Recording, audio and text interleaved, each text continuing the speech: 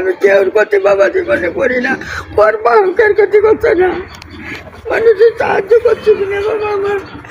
আমি আমার স্বামী হয়ে কষ্ট করছে না,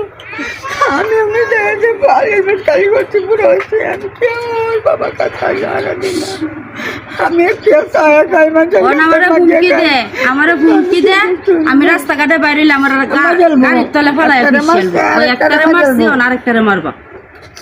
এভাবে ওপেন বলে ওপেন হ্যাঁ একটা মারছে আরেকটা মারবা এবার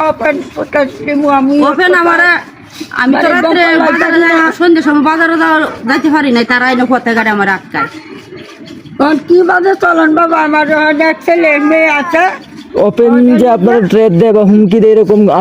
কোন মানুষের সামনে বলছে মানে এই চারটাকে আরো করেন আমি যাইতে তাহি